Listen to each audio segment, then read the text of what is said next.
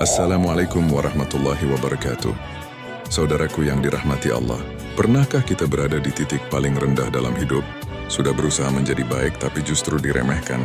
Sudah menjaga lisan tapi dihina. Sudah bersabar tapi dianggap tidak berarti.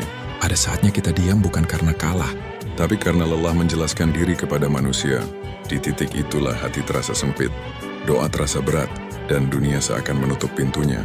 Namun ketahuilah keadaan ini bukan tanda Allah membencimu. Justru seringkali ini tanda Allah sedang menyiapkan jawaban dari langit, saudaraku.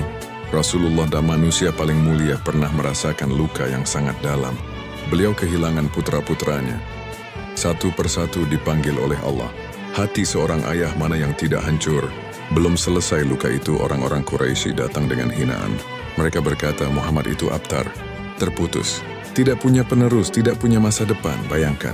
Di saat hati sedang rapuh, manusia justru menambah luka. Tapi Rasulullah tidak membalas. Beliau tidak melawan dengan kata-kata. Beliau tidak mengadu kepada manusia. Beliau hanya diam. Dan diamnya seorang nabi didengar oleh langit. Lalu Allah berbicara. Bukan dengan kalimat biasa. Bukan dengan penghiburan yang lemah. Tapi dengan kemuliaan yang agung. Allah berfirman, Inna atainakal kautsar.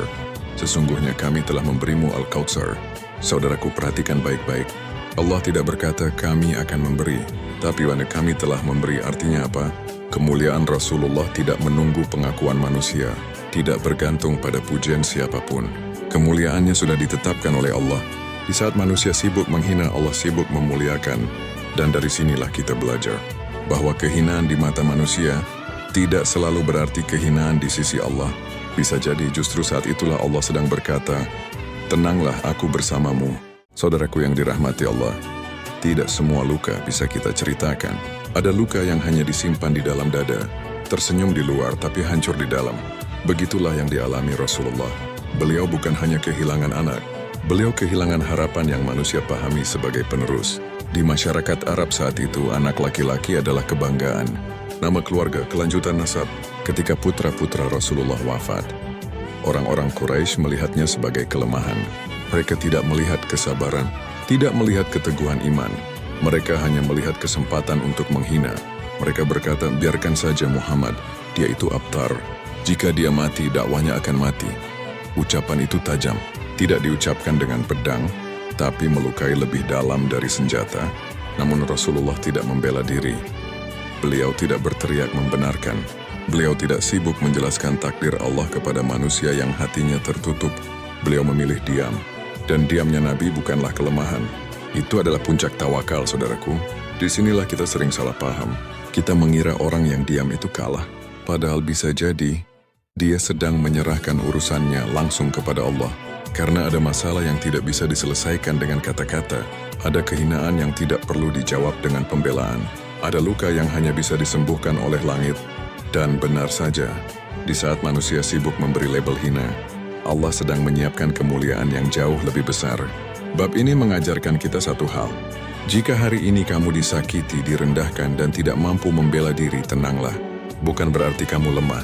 Bisa jadi Allah sedang mengambil alih urusanmu. Saudaraku yang dirahmati Allah, ada satu hal yang menenangkan hati orang beriman, yaitu ketika kita sadar bahwa tidak semua masalah harus kita selesaikan sendiri. Ada saatnya Allah sendiri yang turun tangan. Ketika Rasulullah dihina, ketika beliau disebut terputus, ketika manusia menganggap dakwahnya akan berakhir, Allah tidak menunggu lama. Allah tidak membiarkan nabinya membela diri. Allah tidak menyerahkan urusan ini kepada manusia. Allah langsung berbicara dari langit. Dan kalimat pertama yang Allah sampaikan sangat luar biasa. Inna atainaka al-kautsar. Saudaraku, perhatikan betul susunan kalimat ini. Allah menggunakan kata inna. Itu tanda penegasan. Seolah Allah berkata, yakinlah ini keputusan kami. Lalu Allah menggunakan kata atainaka. Kami telah memberi, bukan akan memberi. Bukan mungkin memberi, tapi sudah memberi. Artinya kemuliaan Rasulullah sudah selesai ditetapkan di langit. Bahkan sebelum hinaan itu diucapkan di bumi, manusia boleh berkata apa saja. Tapi keputusan Allah sudah final, saudaraku. Inilah momen ketika kita belajar satu pelajaran besar. Jika Allah sudah turun tangan, tidak ada hinaan yang mampu merusak. Tidak ada cemuhan yang mampu menjatuhkan. Karena tangan Allah lebih tinggi dari tangan manusia. Kadang kita bertanya, kenapa Allah diam saat aku dihina? Padahal bisa jadi Allah bukan diam. Allah sedang menunggu waktu yang paling tepat untuk menjawab. Dan ketika jawaban itu datang, ia datang dengan kemuliaan bukan dengan kebisingan, maka tenanglah. Jika hari ini kamu merasa tidak dibela siapapun, ingatlah satu hal. Jika Allah sudah turun tangan, urusanmu sudah aman. Saudaraku yang dirahmati Allah, ketika Allah menyebut satu kata, pasti di dalamnya ada makna yang sangat dalam. Begitu juga dengan kata Al-Kautsar. Sebagian ulama menjelaskan Al-Kautsar adalah sungai di surga. Airnya lebih putih dari susu, lebih manis dari madu. Dikhususkan untuk Rasulullah dan umatnya. Namun sebagian ulama lainnya mengatakan, Al-Kautsar bukan hanya sungai, itu adalah kebaikan yang sangat banyak, nikmat yang melimpah, kemuliaan yang terus mengalir. Apapun maknanya, satu hal yang pasti, Allah sedang mengatakan kepada nabinya, "Wahai Muhammad, apa yang aku berikan kepadamu jauh lebih besar dari apa yang mereka hina." Manusia melihat kehilangan, Allah melihat kelimpahan. Manusia fokus pada apa yang diambil, Allah fokus pada apa yang diberikan. Saudaraku, inilah cara Allah menghibur hati yang terluka. Allah tidak sekadar menutup luka, tapi Allah menggantinya dengan kemuliaan yang lebih tinggi. Dan ini juga pesan untuk kita. Kadang Allah mengambil sesuatu dari hidup kita, pekerjaan, orang yang kita cintai, kedudukan dan nama baik. Lalu manusia menertawakan kehilangan itu. Padahal Allah sedang menyiapkan Al-Kautsar versi kita. Kebaikan yang tidak mereka lihat, kemuliaan yang tidak mereka pahami. Jika hari ini kamu merasa kehilangan, jangan terburu-buru berputus asa. Karena bisa jadi Allah sedang mengganti dengan sesuatu yang jauh lebih bernilai. Ingatlah, pemberian Allah selalu lebih besar daripada apapun yang diambilnya. Saudaraku yang dirahmati Allah, kisah ini bukan hanya tentang Rasulullah. Kisah ini juga tentang kita, tentang hati yang pernah diremehkan, tentang jiwa yang pernah dijatuhkan oleh ucapan manusia. Seringkali yang paling menyakitkan bukan pukulan, tapi kata-kata, ucapan yang merendahkan, tatapan yang mengecilkan, penilaian yang tidak adil. Dan tanpa sadar kita mulai menilai diri kita dengan ukuran manusia. Padahal nilai kita tidak pernah ditentukan oleh mereka, saudaraku. Jika Rasulullah saja pernah dihina, lalu siapa kita hingga berharap hidup tanpa ujian? Justru orang yang sedang dijaga Allah sering diuji dengan cara seperti ini, dijatuhkan di mata manusia, agar hatinya naik kepada Allah. Karena selama kita masih sibuk mencari pengakuan manusia, hati kita akan lelah. Tapi saat kita mulai cukup dengan penilaian Allah, hati kita akan tenang. Maka jika hari ini kamu terluka, jangan buru-buru membalas. Jangan tergesa membuktikan. Jangan sibuk menjelaskan dirimu. Diamlah dengan iman, berjalanlah dengan sabar.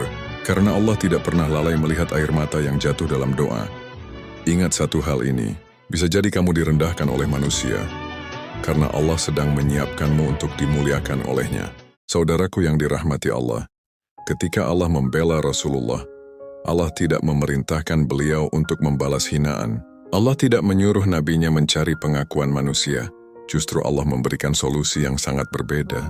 Fashalli li rabbika wanhar. Maka dirikanlah salat karena Tuhanmu dan berkurbanlah. Saudaraku, ini pelajaran besar bagi kita.